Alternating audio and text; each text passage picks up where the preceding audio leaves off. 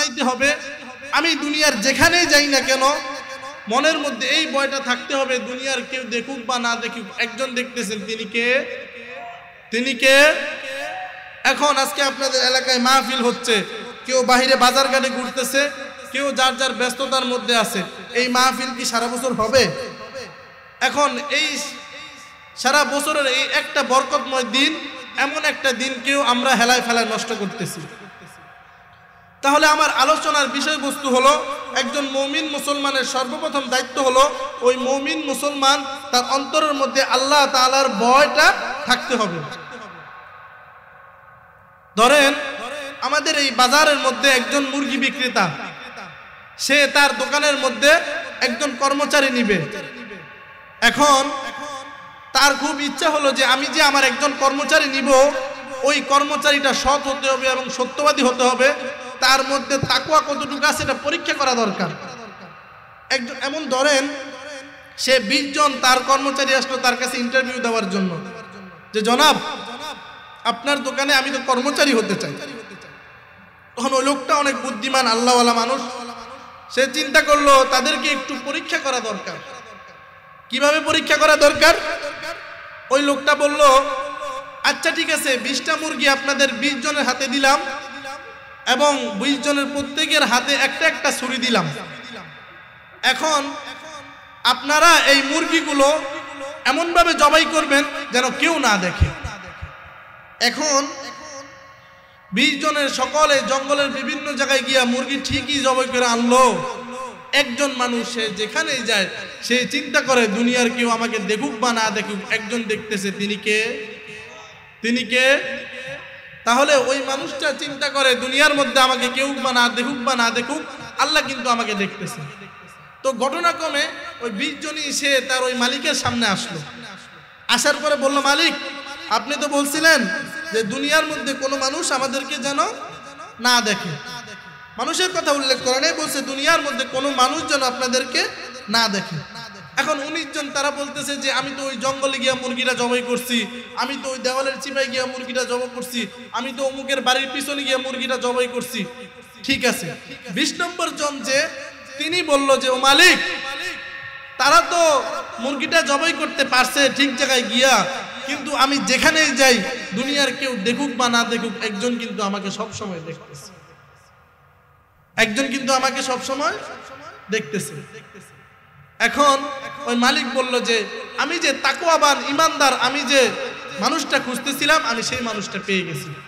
এখন আপনাকে আমাকে যদি এমন একটা পজিশনের মধ্যে দেওয়া হয় যে আপনাকে এমন একটা কাজ দিলাম, আপনি গোপনে কাজটা করে আসবেন, তখন আপনি আমি চেলচেলাইয়া ফুরফুরাইয়া কাজটা করে ফেলাই।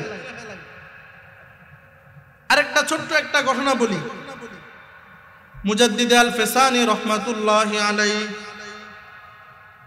আল্লাহর ওলি মুজাদ্দিদ আল ফেসানি রহমাতুল্লাহি আলাইহি, তিনি তার সমাজকে এমন ভাবে গঠন করছে, কেমন ভাবে গঠন করছে। একবার একজন অনেক বড় ওলি, তিনি মুজাদ্দিদ আল ফেসানি রহমাতুল্লাহি আলাইহির কবর জিয়ারত করতে আসলো। তিনি যেখানে তাকে মাটি দেওয়া হয়েছে সেই কবরটা জিয়ারত করতে আসলো। মুজাদ্দিদ আল ফেসানি রহমাতুল্লাহি আলাইহি তিনি তার সমাজটাকে এমন ভাবে গঠন করছে, তিনি কবর জিয়ারত করার জন্য আসলেন। আসার পর মসজিদে ঢুকা, তখন আসরের সালাত চলতেছিল, আসরের নামাজ চলতেছিল। আসরের নামাজ চলা অবস্থায় দেখলো যে ওই মসজিদের সামনে কিছু বাচ্চা খেলাধুলা করতেছে। যখন মুয়াজ্জিন নামাজের জন্য ডাকে, হাইয়া আলাস সালাহ, ও দুনিয়ার মুমিন মুসলমান, আল্লাহ তোমাকে আল্লাহর ঘরের দিকে ডাকছে, আল্লাহ তোমাকে আল্লাহকে ডাকার জন্য ডাকছে, দুনিয়ার সব কাজ ছেড়ে দাও, হাইয়া আলাস সালাহ, নামাজের জন্য আসো, হাইয়া আলাল ফালাহ। আপনি আমি দুনিয়ার যত কল্যাণ মনে করতেছি ওটা কিন্তু আসলে কল্যাণ নাই। আসল কল্যাণ হলো যখন মুয়াজ্জিন হাইয়া আলাল ফালাহ বলে ডাকে যে মুমিন মুসলমান আসো, মসজিদের দিকে আসো, এটা হলো সবচেয়ে বড় কল্যাণ। একজন মুমিন মুসলমানের জন্য যখন মুয়াজ্জিন হাইয়া আলাল ফালাহ বলে মসজিদে ডাকে, সেটা হয় সবচেয়ে বড় কল্যাণ। ছোট ছোট বাচ্চাগুলা মসজিদের সামনে খেলতেছিল, তখন ওই আল্লাহর ওলি সে অনায়াসে সে আসরের নামাজ আদায় করার জন্য মসজিদে ঢুকে গেল। একটা জিনিস সে লক্ষ্য করলো, ওই বাচ্চাগুলা যে খেলাধুলা করতেছিল তারাও সরাসরি মসজিদে ঢুকে গিয়া ইমামের পিছনে দাঁড়ায় নামাজে দাঁড়ায় গেল।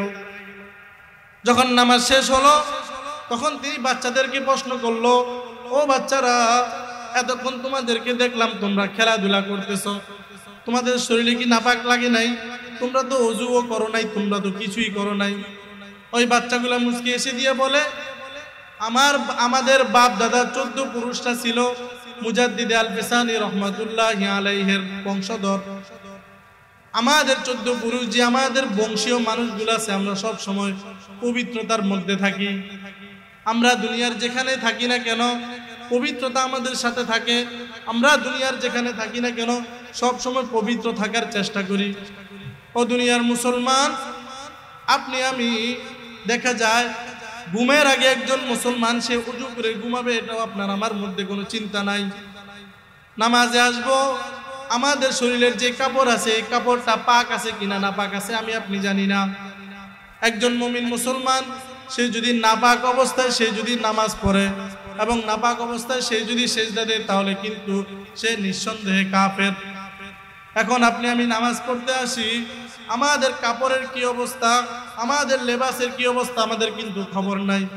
মুয়াজ্জিন আজান দিছে, যদি নামাজ না পড়ি হয়তো ইমাম সাহেব ধরবে এলাকার, অমুকে ধরবে এলাকার, তমুকে ধরবে, এসব কিছু চিন্তা করে আমরা সরাসরি মসজিদে চলে আসি। কিন্তু আল্লাহ রাসূল সাল্লাল্লাহু আলাইহি ওয়াসাল্লাম বলতেছেন, আত-তুহুরু শাতরুল ঈমান, পবিত্রতা ঈমানের অঙ্গ।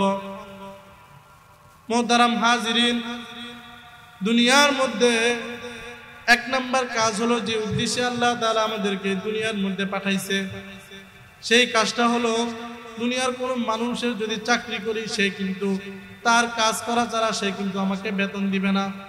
যে রব্বুল আলামিন আপনাকে আমাকে দুনিয়াতে পাঠাইছে, ওই রব্বুল আলামিনের চাকরি যদি আমরা ঠিকঠাক মতো করতে না পারি তাহলে কবরে যাওয়ার পর রব্বুল আলামিন কিন্তু আমাকে সেই অনুসারে বেতনও দিবে না।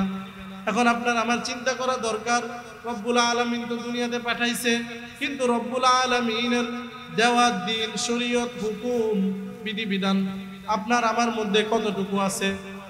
দৈনিক 5 ওয়াক্ত নামাজের কতটুকু ইহতিমাম আপনার আমার মধ্যে আছে? সামনে রমজান আসতেছে, 30টা রোজার ইহতিমাম আপনার আমার মধ্যে কতটুকু আছে? আল্লাহ তাআলা বলেন, ও দুনিয়ার মুমিন মুসলমান, সব কিছুর ইহতিমাম তোমার মধ্যে থাকবে যখন তোমার কলবের মধ্যে, তোমার অন্তরের মধ্যে আল্লাহ তাআলার ভয় থাকবে। একজন মুমিন মুসলমান তার অন্তরের মধ্যে যদি আল্লাহ তাআলার ভয় থাকে তাহলে সে ঘুম থেকে উঠেও চিন্তা করবে দুনিয়ার কোনো মানুষ দেখুক বা না দেখুক আল্লাহ তাআলাও আমাকে দেখতেছে। ঘুমানো যাওয়ার আগে সে চিন্তা করবে দুনিয়ার কোনো মানুষ দেখুক বা না দেখুক এক আল্লাহ তাআলা কিন্তু আপনাকে আমাকে দেখতেছে। সে খাবারের প্লেটটা সামনে নিবে, তখন চিন্তা করবে খাবারটা আমি সুন্নত তরিকায় খাইতে পারতেছি না, খাইতে পারতেছি কিনা, দুনিয়ার কেউ দেখুক বা না দেখুক আল্লাহ তাআলা কিন্তু আমাকে দেখতেছে। 2 জন ভাই পরস্পরে কথা বলতেছি, একজন আরেকজনের নামে গীবত করতেছি, একজন আরেকজনের নামে চগলখড়ি করতেছি, দুনিয়ার কেউ দেখুক বা না দেখুক আল্লাহ তাআলা কিন্তু আপনাকে আমাকে দেখতেছে। মুআমালা মুআশারাত, একজন মানুষের সাথে লেনদেন করতেছি, এমন ভাবে লেনদেন করা দরকার তার সাথে লেনদেন, তাকে আমি যেভাবে কথা দিছি সেই অনুযায়ী তার কথাটা কিভাবে পরিপূর্ণ